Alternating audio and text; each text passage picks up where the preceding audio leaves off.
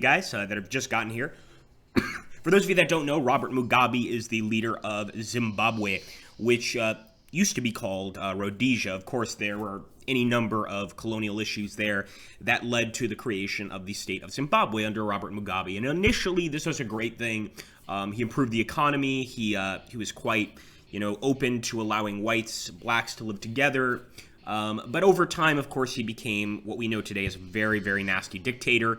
And in this hypothetical scenario, South Africa has decided that it's just too much. Mugabe has finally gone way too far, and the South Africans have decided to declare war on him. So once again, this is the first time we've touched upon a hypothetical scenario, and I want to see what happens. So we will be playing as the South Africans, and the enemy will be playing as the forces of Robert Mugabe, or in this case, the forces of Zimbabwe in general. So let's jump in and see how this goes, guys. Fingers crossed. I think we should be able to take out Robert Mugabe without much difficulty, but maybe not. So here we go. And this is, of course, just letting us know another great thing about Operational Art of War 4. This is actually brought from Operational Art of War 3. So when and if, hopefully, God willing, we get Operational Art of War 5, we know that they're going to try to move most of the maps over, if possible. Okay, so here we go, preparing the new turn. So we do get the first turn here. I can't wait to see the equipment we're using here. We do have theater options. Let's take a look. Okay, so our overall force proficiency, 75%. It's not great, but it's also not horrific. To give you guys an idea, the German force proficiency at Stalingrad is like 40%. So, yeah, it's much better than Stalingrad, but general force proficiency level you want at 90 or 100. Supply stockpiles 40. We don't have any special weapons, no nukes, no chemical weapons, nothing like that. And South African troops cross the Zimbabwean border. So this is, of course, the first bit of news that we get, and that I guess the rest of the world would be getting, and we want to start engaging quickly. So I just want to take a look here. We've got some South African SF Brigade, which I think is Special Forces Brigade. So we've got some Special Forces here ready to go. We've got some mech brigades. Usually this M symbol in NATO lingo is an engineer symbol. So I'm wondering if it's a sort of an engineer mech. I'm not sure. But what I'm doing here, guys, is I am trying to make almost a screening movement. I could go for a blitz eventually. I could do that. But right now I just want to screen. So I basically want to have like a large force spread across, a large portion of land moving forward continually. A lot of these are regular choppers. These are transport choppers. Let's take a look here. Flying school. Okay, guys, so we're going to begin our first attack here. And it looks like we're hitting some motorized infantry here. Let's go ahead and select this unit. Chance of success is impossible to predict.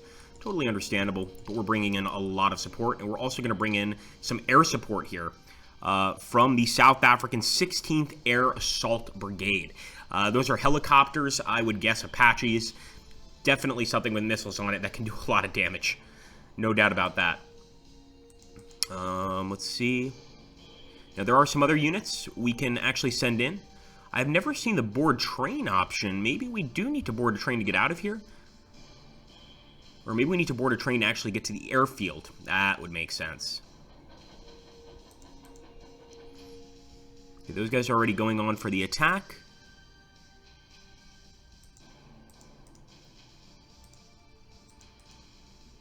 Here we go, guys. Board helicopters. That's what we need to do.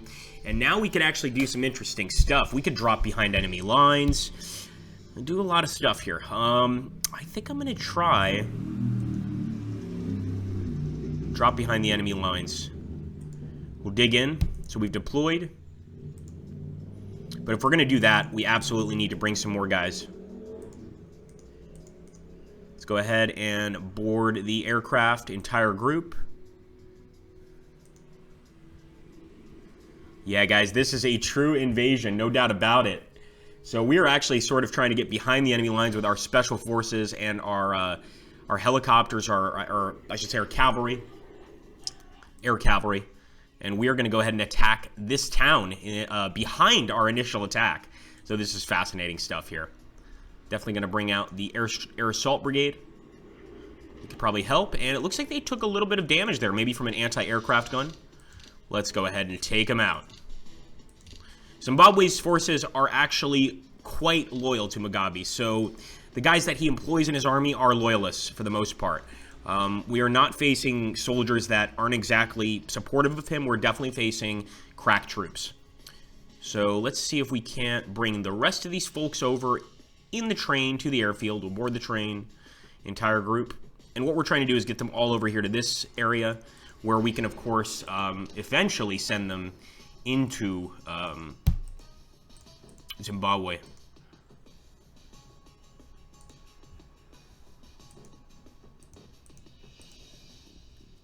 Let's send these guys out. We'll drop them right here. It's just an HQ. I'm pretty comfortable with this being our initial attack.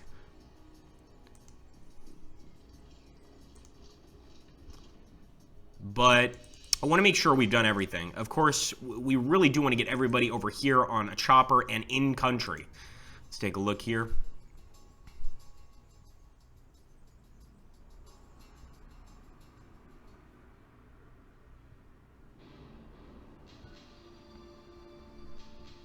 Yeah, Byron's correct on that one. All right, here we go. Let's end the turn. So our first foray into Zimbabwe, let's see how it goes. And of course, remember, we are leading the South Africans. Some border troops up here.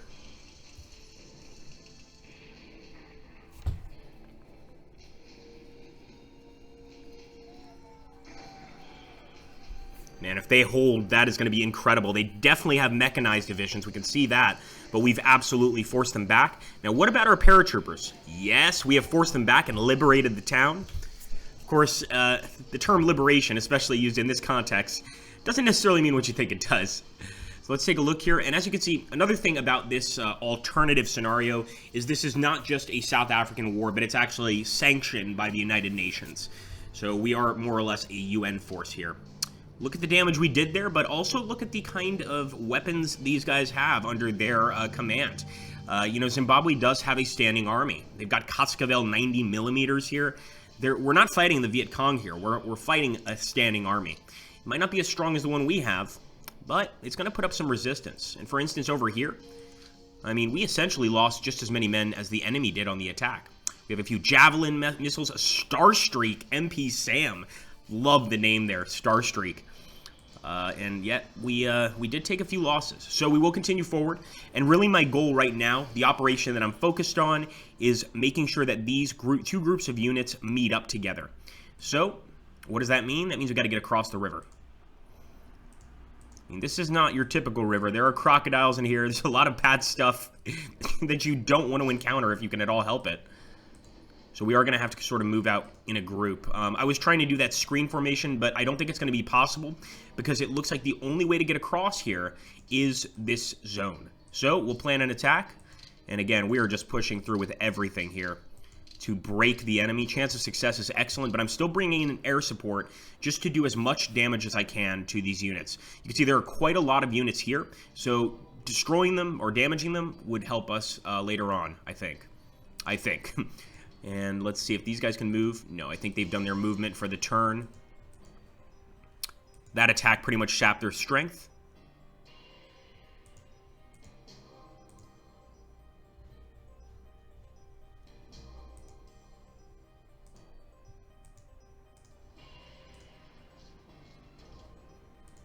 And let's see if we can bring these guys over as well.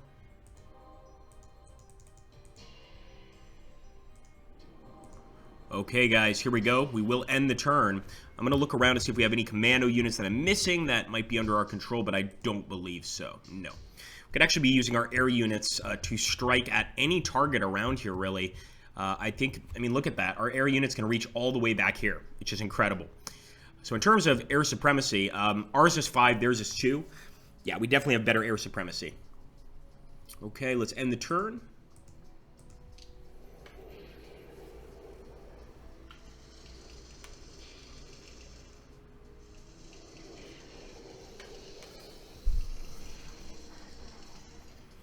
Should be able to force those mechanized units back again. Come on, guys. Push it. Push through. Push through. There we go. That's what I'm talking about. Good work. So, yeah, that was a heck of an attack. And you can see here the attacks are getting quite vicious. But our UN forces are pushing through. We actually managed to take out some of those Cascavel 90mm. Took out a number of scout cars and a lot of APC machine gun units. They do seem to have a lot of armored personnel carriers with machine guns. Over here, as you can see, this was our attacking force, and you better bet we are ready. So we've got the Rattel right here. Or no, sorry, it's actually pronounced the Rattle. So the Rattle here is a main South African amphibious fighting vehicle. There's something weird about this vehicle that sort of shocks me, and it has a plexiglass window in the front of it, which to me is just not a very safe idea. But from the people I've spoken to that have actually been part of, the Angolan border war with Angola, they said these Rattles were amazing vehicles. So I think we've got some pretty good vehicles in this army. So there we go. Now what we want to try to do is use the Rattles to maybe even flank the enemy, but we might have to wait a bit. We might have to wait a turn or two before we can start moving. So in the meantime, I'm just going to go ahead and try to attack as much as I can. There are actually enemy security divisions here, all sorts of different divisions, really. And what we're trying to do is just sort of spread out. And eventually, what I'm hoping is that this spread formation is going to lead to us being able to get into the actual country itself completely and not have to cross this river every single time, because this is kind of a pain. And our paratroopers are absolutely tired. They are not going to be attacking this turn, but at least they're holding this town. And you can see here, we've actually got some Australian assistance in this war. This is pretty cool. Australian TF, again, we are UN. We're mostly South African troops. So as you can see here, we've got some UK paratroops. We've got some Australian troops. And I think the green are the Australian and the British troops. So really fascinating stuff there, whereas the blue are the South African troops. I like it. Pretty cool stuff. All right, let's end the turn. Hope that Mugabe's not sending any of his presidential guard out there, because he does have some pretty good presidential guard special forces units. I mean, there's a reason this guy stayed in power for as long as he did. He knows how to hold power. Okay.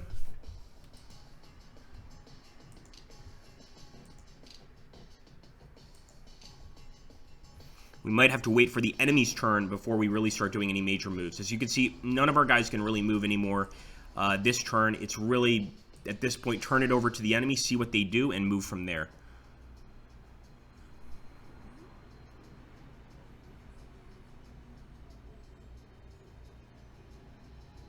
Oh, definitely, Finster. Absolutely. Well, one of them that we have on my channel, he not only fought in the South African forces for the Angolan border war, but he also fought in the Rhodesian army. So he kind of had medals from both. I mean, that time period that's one of those wars that's really not discussed nearly as much as it should be. Maybe just because it was so hard to get verifiable information about it. All right, I think this is going to be the Zimbabwean turn. We'll see. But as you can see, when you see those explosions occurring, randomly on the map, that's our air superiority targeting them. So that's us actually getting some hits with our jets. Our jets are out there flying, looking for targets, and they just hit that target right there. So sure enough, no rounds left. This is the time for the Zimbabweans to take over. Let's see what they do here.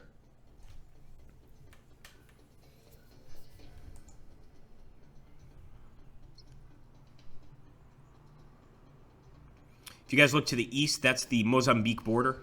That's why it says MOZ on the east. And there is a chance that Mozambique would come to the aid of Mugabe if they thought it would, of course, affect their territory. And it certainly would, because if this war actually occurred, this would mean that South Africa, if they won the war, would be completely... I mean, South Africa's already on the border with Mozambique, but they would have the entire eastern border, as well, or Mozambique's western border, their eastern border. It'd be a pretty creepy situation, I think. So there we go. He's sending down, for sure, a bunch of units. He's responding to the attack very quickly. And just look at all these units he's sending down. And again, keep in mind, each time you see a little explosion like that, that's one of our airstrikes hitting them. So that's good to know. What's not good to know is, He has absolutely noticed this attack. Look at that airstrike, man. Those airstrikes are great. Keep it up, boys. Good shooting.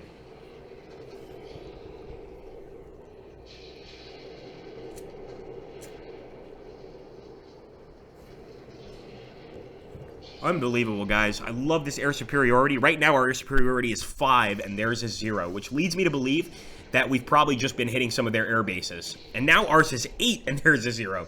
So yeah, we're definitely hitting those air bases, taking out some of their aircraft, especially their helicopters, because I saw the helicopters in this region get hit 4 or 5 times this turn. We have some reinforcements. Nice. Okay, here we go. What to do, what to do. So I think what our goal was, remember, was to link up with these guys. But I think that we can go even farther than that. I'm going to go to the east of the Umzingwane River. I hope I'm pronouncing that correctly. And I'm going to begin attacking from here. I think we can actually probably push these guys back and force them to be part of this battle. And the greatest thing here is we can move our forces forward finally. And actually, we technically could link up. We've got some artillery forces here. There's some armored cavalry units here. I'm sure that's going to be enemy APCs.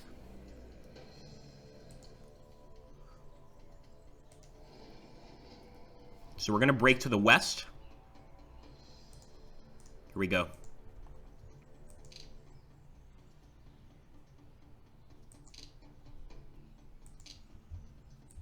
Some air support there.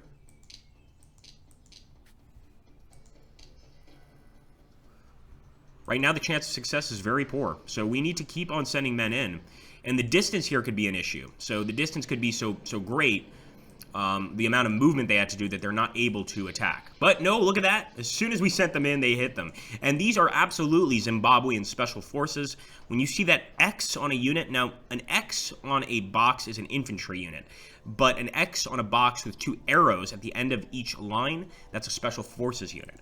So we just knocked back the Zimbabwean special forces. That being said, I'm not saying their special forces aren't good, because we just attacked them with like 20 tank divisions. So kind of makes sense. I wouldn't expect anyone to survive that.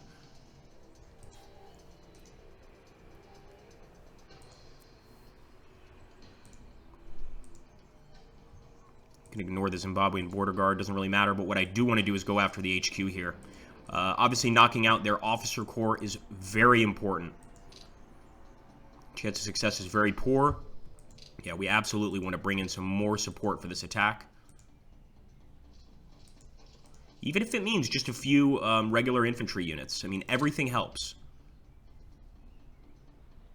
One of them is not able to attack. That's not good. So they're definitely putting a lot of effort, guys, into defending this HQ. Probability of success is poor. Got to try to get even more units over if we can. But these Australians are pretty tired. And another thing is the terrain here. So this is something really fascinating about the terrain in this game. Just to show you right now. Let's say we're going to cross the desert to the west, right? That only takes 2 movement points. Let's say we're going to cross to the road to the south. Again, only 2 movement points. But if we want to cross across a river and into that jungle, that's 4. So just to get over there, it's going to take us a bit of movement. It's not easy to cross this territory. Let's see if we can maybe add them to the attack. I'm canceling all units attack just so I can redraw it.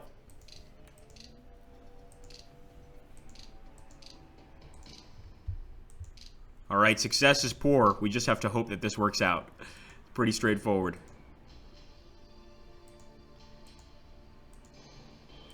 And I guess we'll go ahead and hit this border guard unit while we can.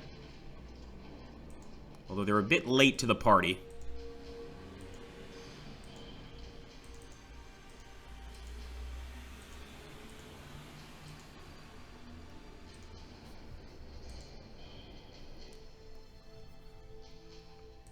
Okay, I think we can end it there and hope for the best. It's going to take him at least another turn to get those forces here, his reinforcements. And I think at that point we can set up a pretty good defense and prepare for a counterattack. Wow, only 40%. So that took up a pretty significant portion of our turn. And you can see they're attacking the enemy HQ, they did manage to damage us. They actually knocked out one of our F-18 Hornets. So that guy had to crash land. It looks like the pilot got out safely because it was only disabled. He might have even gotten back to base. It's going to be a jet we have to work on for sure. But we definitely did some damage to the enemy here. And look at this. They've got some MiGs. I didn't think they had an Air Force at all, but they absolutely have some MiG-21s, MiG-23s. And even though these are a bit old for a conflict like this, they can put up an okay fight. They really can. Remember, this is this is a fictional conflict set in 2003. Let's take a look here.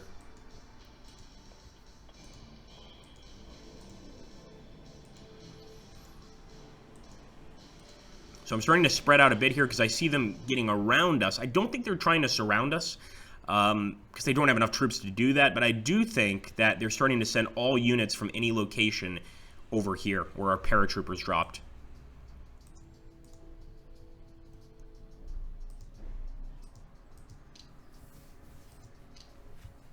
Zimbabwe's turn.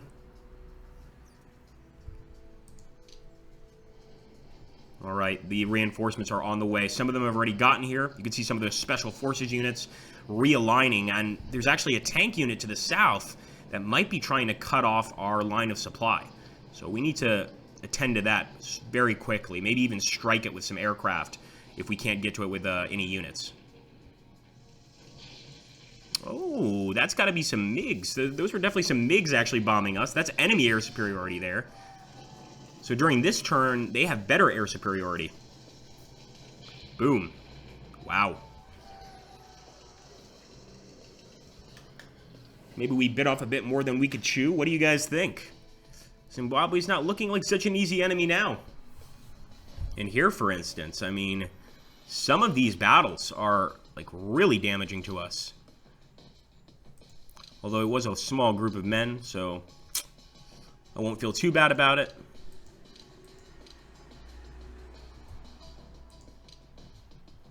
Okay, guys.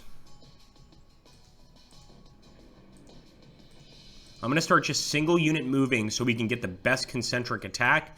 And essentially what a concentric attack is just attacking from multiple points. You have a much better chance of destroying the enemy if you're attacking them from multiple points for pretty obvious reasons. Probability of success is fair, so I'm not going to provide any air support to this guy. I'll provide him a little bit of air support. How's that? But he should be able to do this on his own. Attack the border guard unit. Yeah, they surrendered.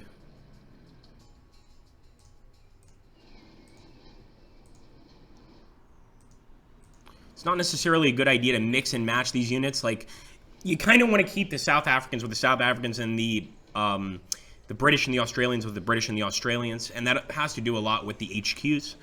You know, we don't really want to mix these forces. So I'm going to give, essentially, the British the responsibility of this eastern area, and we'll be responsible for this western area. Now, seeing that enemy tank unit here, I'm going to send these guys out. You see, right there. I knew exactly where he was. Good shooting. Beautiful. We didn't even need to go into battle. Absolutely wonderful.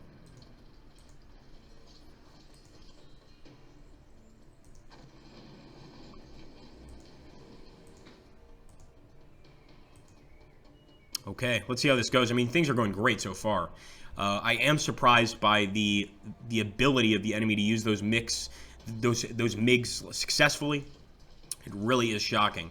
They absolutely know how to use those planes, and they're using them to great effect against our men. Now I think that their HQ's finished. I think we can wipe them out completely. Although it's not going to be Robert Mugabe, it's going to be one of his generals. So didn't exactly get, you know, the ace of spades here. Just one of his buddies. Another thing I'm going to do is I'm actually going to lead an air attack against this area right here. I've never led an air attack with just units from the air. It looks like our losses are going to be heavy. They have a lot of defenses here, but I'm going to attempt it. I'm going to see what happens here. And we'll end the turn and hope for the best. That may have been a major mistake, that air attack.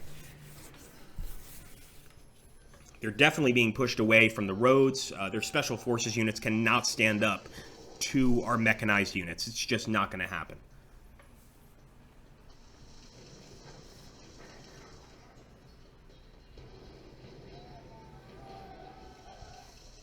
All right. Let's see how that air attack, or that bombardment went. Guys, that bombardment went extremely well. Wow. Let's take a look at this. 75% destroyed on the ground. Guys, we have to do more bombardments in the future. Look at that. I mean, we took out all their Type 59 tanks, all of their Type 69 tanks, just with our air power. That's amazing right there. If we take a look at our own air power, you can see the planes involved and the helicopters involved in this attack. We had F-18s in the sky, Cheetahs, Harriers, Tornadoes. We destroyed these guys. They actually did manage to shoot 2 Apaches out of the sky and destroy them, but I think that's a really good attack. Don't you? I think that's a really, really good attack. So we want to do more of those air attacks, and we want to select specifically what targets are the biggest threat, and go for those. Let's take a look here. Hello, Paul Winter. Yeah, our Trop just said it. He said, I'd be effective to see how effective our air attacks at the end of the enemy turn. Yep. And Finster is saying, imagine, yeah, we mentioned that, but he said, yeah, that's true, and almost forgotten history. And it is.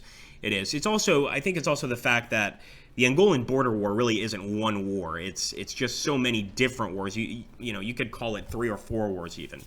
It's really hard to pinpoint, you know, specifically what we consider the Angolan border war specifically. You know, it's just very complicated stuff.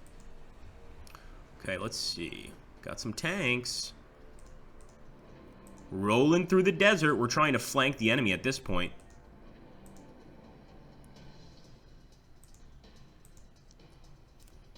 There's not much flanking we can do right now. It's really next turn. I mean, we're already in Zimbabwe. We've taken, you know, the southern part of the country. Rutenga is under our control, but I really want to take strong points like Zvishane up here. Those are the strong points we need to really prove that we can handle this.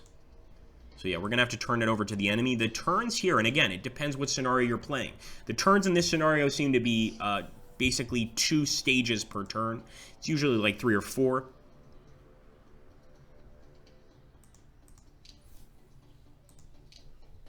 Zimbabwe is going to go. Here we go. Let's see how they deal, though, after getting their tanks smashed. We just took out like an entire tank army there. I mean, that was magnificent.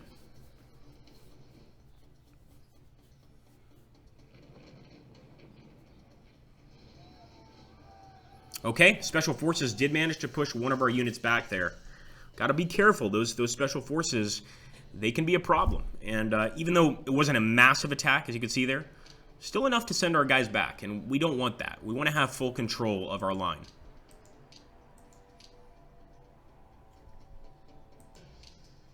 Okay, the news summary has just arrived. So, of course, South African troops crossed the Zimbabwean border on the 1st of November. Beit Bridge has been reduced to ruins and captured by South Africa and the UN. They've also captured Rutenga. They successfully defended Rutenga twice, and I'm talking about our forces, the UN. And on November 2nd, the 20th Infantry Brigade arrives, and Zimbabwean pro-Mugabe guerrillas begin operating. Ooh, okay. So, remember I told you guys that we were facing a conventional army. Now we're facing a conventional army and some guerrillas. So, this could certainly turn into a very Viet Cong-like situation if we allow it to. I think one way to stop that from happening, maybe the only way to stop that from happening, is to have full control of our supply line. And what I'm talking about when I say our supply line is anything coming out of Beit Bridge into this area and all of these highways. There's really only 2 here. But basically, these 2 highways are extremely important. We don't want the enemy cracking us there or hitting us there. So let's see. We're going to take out another major attack on that Special Forces unit. And sure enough, it's pretty easy to destroy them once they're separated from their friends or once they've already undergone several attacks. You could just imagine the amount of men getting just hit by our, you know, our tanks here, our armored cars. And we're continuing forward. Under any circumstances. We will, of course, do another air attack. That was pretty cool, the fact that that worked so well. And we continue to move through. So I want to get the HQ to Rutenga if I can. If not, that's all right. 1, 2, we'll bring in some air support as well. Probability of success is poor, so we need to try and bring more units into this attack. And another thing we want to watch out for, and probably where I'm going to be sending the bombers, by the way. If you guys look back here, to the east of Svichane, we've got 2 HQs, and I'm guessing those headquarters units have even more HQ units within them. So I'm going to go ahead and take our Air Force. We're going to smash that area. No, I want to smash the... No, actually, that's where one of the HQs was. No? Alright, they might have to wait a bit. That's unfortunate. However, we will board the aircraft here with our new 44th Airborne Regiment unit. And I want to see where we're going to drop these guys. I want to drop these guys right here. In West Nickel. Oh, nice! Got some more guys. So we are going to completely surround the enemy here. A little surprise by our paratroopers.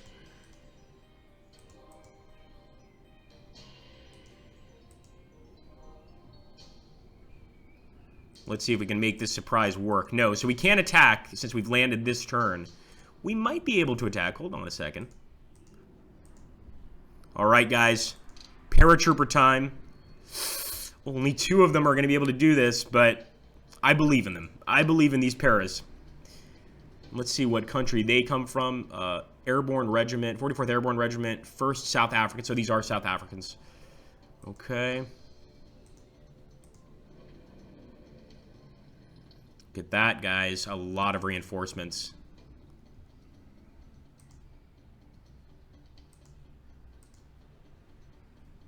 Seeing if those guys can move any farther, but it looks like that's the limit there.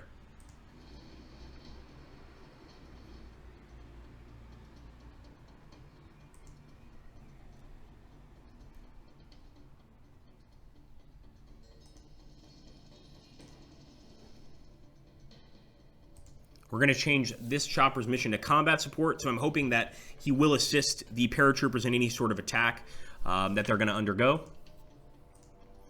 But yeah, man, we've got this area under wraps, more or less. Still have a few units that could pose a threat, but for the most part, we're keeping an eye on them.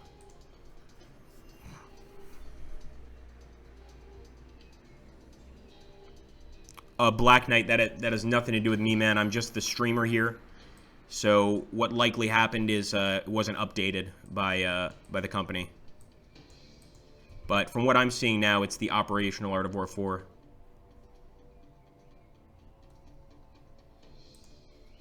Okay.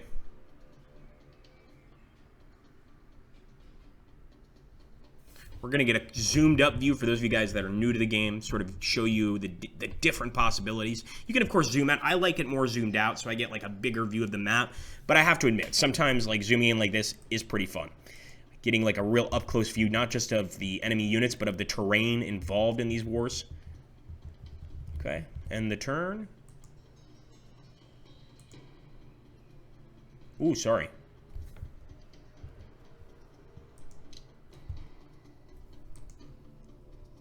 And the turn. Here we go. See how our paratroopers did? Yes, our paratroopers actually forced them back, guys. They didn't force every single one of them back, but they certainly caused a lot of the enemy to retreat. So I can't wait to see the damage done there. I hope it's significant. But wow, no rounds left. So that was a very quick turn. And over here, we actually did very poorly. So I thought we did well. No way. You can see the losses on our side. Yeah, they definitely got the best of us in that battle. I think that would be the first where they really got the best of us. Over here, however, on our British line, they did an absolute massive amount of destruction to the enemy forces. And what about our side? We took like no casualties at all. Just a few AT squads, but for the most part, we're just fine. All right, the forces of Robert Mugabe are moving. Once again, they're getting to our weak points. See if the Paras can hold. No, not even the Paras could hold. And we can see there, that's 7-5. That's a large infantry group. That's the largest one we've seen so far on the Zimbabwean side. So that actually could be a proper army they've got there. Nonetheless, we can still surround the enemy here. We've got more men. I think this could go very well for us. So let's decide exactly what we want to do.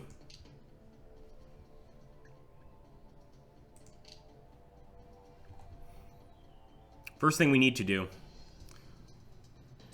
is get rid of these guys that are basically have gotten behind our lines. Force them into basically a situation where they're trapped. See, right now, these guys are trapped by our army. Now we keep attacking, and we utterly obliterate whatever's left. We're also fighting that 11-7 army, guys, so I will be bringing in a tremendous amount of air support. In fact, every single one of our air support pieces are coming in. We are calling Broken Arrow. If anybody knows, does anybody know what calling Broken Arrow means? So calling Broken Arrow is when you call every single available aircraft in your vicinity to assist, including aircraft outside of your vicinity. So you are basically begging for assistance no matter what. That's what we're doing right now. We've just called Broken Arrow on that infantry unit there because it's a pretty big group of infantry, and it definitely worries me. Looks like we can't go for an attack yet. We could potentially go for an attack. No, we're good. We're good. It's just impossible to predict. We don't really know what we're up against. So let's see if we can assist with some infantry. But no, unfortunately, I think they've already done as much movement as they're willing to do this turn.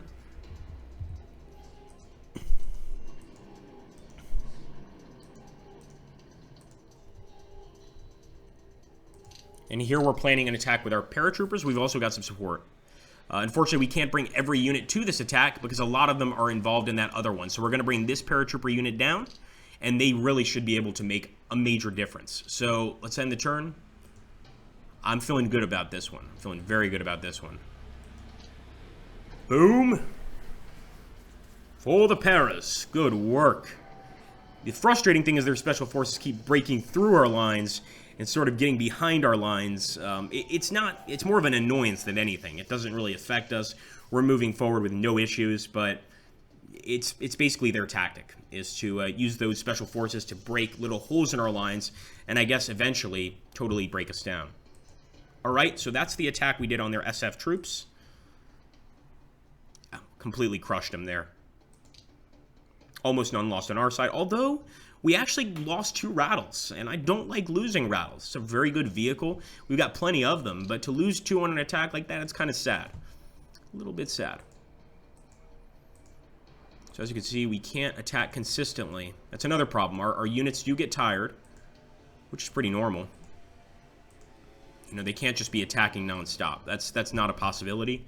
So generally, we get 1 attack per turn, turns over to the enemy, and they can continue moving forward. Now, we've got some units that we've left back here. These are mostly air units or air support units, but there are some units like this tank that I want to get to the fight. So I'm going to start moving them to the west. And I'm also going to hit that armored unit. Doesn't seem like it's very dangerous.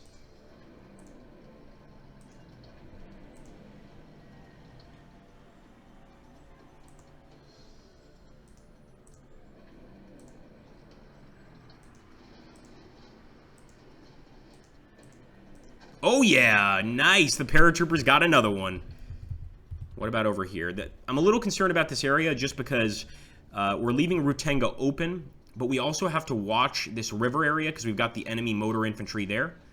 So I'm going to go after the enemy motor infantry again. I don't know if this is a good idea, so we will bring in air support over here.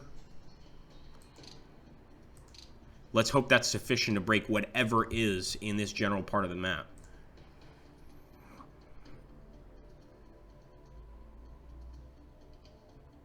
That too. Thanks, Paul. That's another reason. Okay.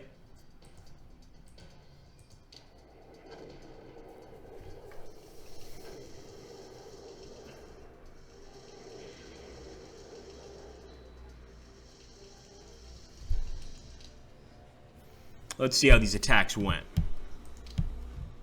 Really well here. No losses at all. Wow. Beautiful. And over here, even better. You can also see 3 different bombardments that our planes did. It's amazing how much damage we can do just with our bombardments. I mean, just look at that. You know, just a nasty attack. We'll take a look at what we were using here. So, I don't even know what this is. A CSH-2 Ruvik. Never heard of that before. But we've got Cheetahs, we've got F-18 Hornets. And say what you will about the F-18. I mean, it's great in a war like this. It gets the job done. A lot of people think the F-18 is sort of a overly expensive aircraft, and in some cases they're right. Unnecessarily, prohibitively expensive. So we want to try not to lose any F-18s if we can help it, of course.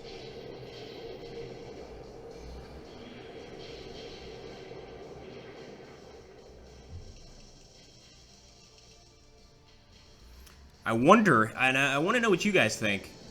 If any of you do know about President Robert Mugabe and, you know, how he's a dictator, this sort of thing, would he be panicking at this point? Or would he be thinking, you know what, maybe I can actually beat the enemy here. So here, actually, looks like they did a very good attack against us.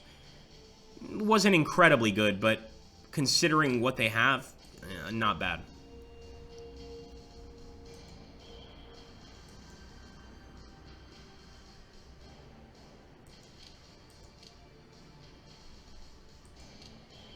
Okay, guys.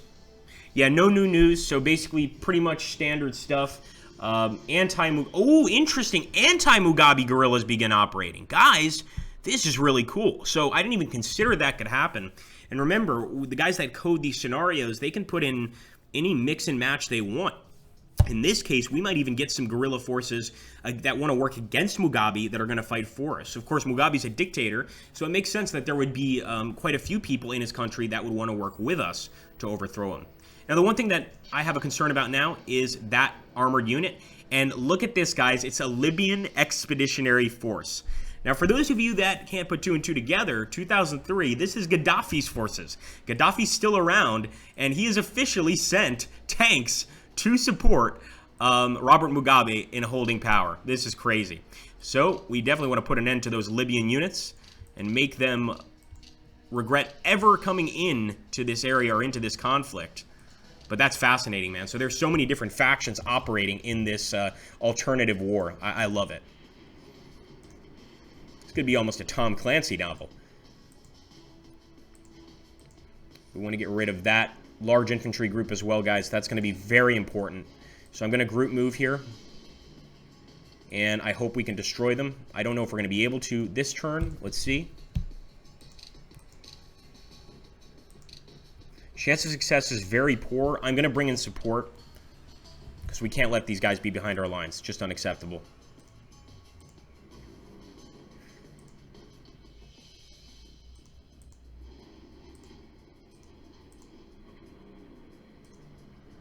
I'm not sure if these engineers are going to be able to help us much, but maybe they're our meal ticket out of here. Still very poor. I'm still going to go for the attack, believe me.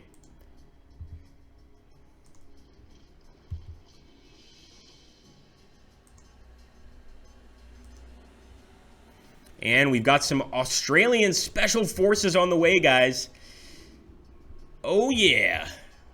I don't know if they're going to be able to help with this attack, but it's pretty cool that they've arrived. Hopefully they can at least keep these guys surrounded for some time. But yeah, they cannot attack this turn. Most of the time, the air forces are not going to be able to attack on the same turn you drop them. That's not always the case, but it's all too often the case.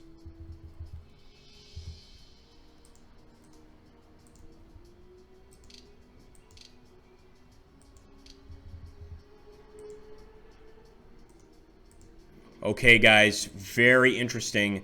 I don't know what these guys are. Generally, when you have a black unit, it is representing a guerrilla unit. This could be the pro-Mugabe militias. They've got armored cars, though, but those could be technicals. A technical is still technically an armored car. So we're going to go ahead and hit these guys. The HQ here, the headquarters, doesn't give us much more information than just headquarters, and that's also due to fog of war. Sometimes you can get a lot more information of a unit by having a scout unit right next to it, or just having a regular unit next to it. But in this case, we're not getting as much info as we'd like, and our chance of success is apparently quite poor. This is a heavily defended area, but remember, just because the chance of success is quite poor doesn't necessarily mean we're going to fail. We're just highly likely to fail. Let's group move this tank in here. Come on, tank. Please say you can attack this turn, because you're going to actually make a difference here. There we go. Success is fair. Now we could potentially do some damage. Just looking at the air unit report here. If you ever want to look at the air unit report, just press A while you're playing the game. And you can see our UK regiment is actually reorganizing. That's why we can't bomb every single turn, as fun as that would be. We do have to have a break now and then.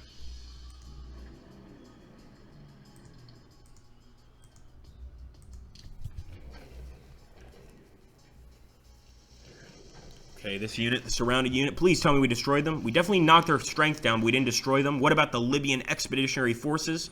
Oh, we crushed them completely. What about this battle? These were 3 large battles, for sure. Wonderful work.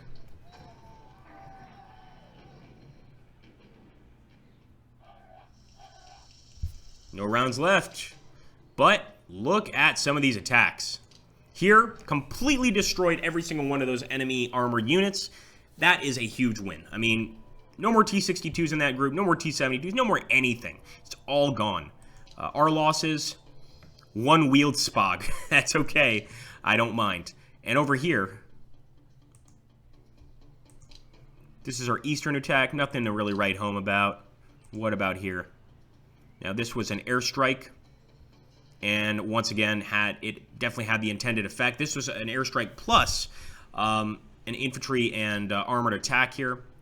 Oh, no, sorry. This was purely our infantry attack. So we can see we got our Centurion, our armor, late Centurion. So this is the most recent version. And we completely crushed the defending forces there. So we actually had no air support on that attack, and we still managed to pulverize the enemy forces, the pro-Mugabe forces. I wonder when our guerrilla friends are going to be arriving, but the good news is we absolutely have people within the country that are going to fight on our behalf.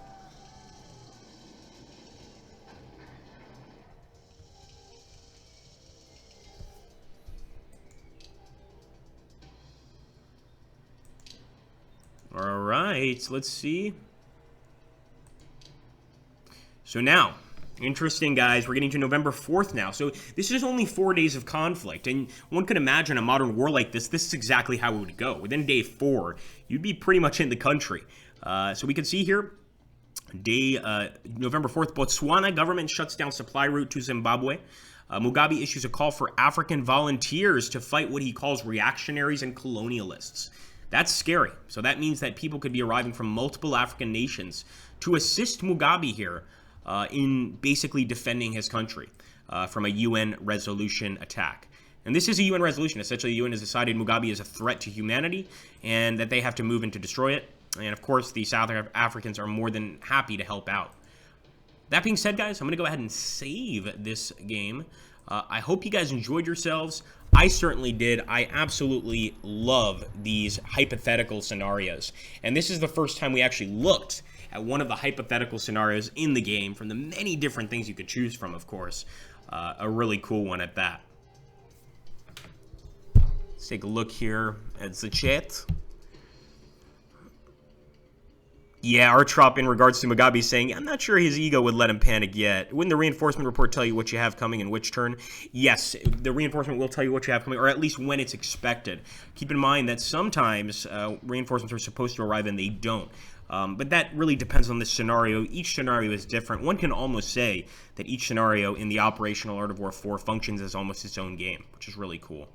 Thank you so much, guys, and once again, if you want to stop by my channel, you just click my name, Agrippa Maxentius, and thank you for stopping by. I believe later you guys are also going to be treated to a Gladius stream, so I hope you guys will be there for that as well. I will try to stop by and meet up with you guys there too. Thanks again, guys. Take care, and hopefully we crush Mugabe.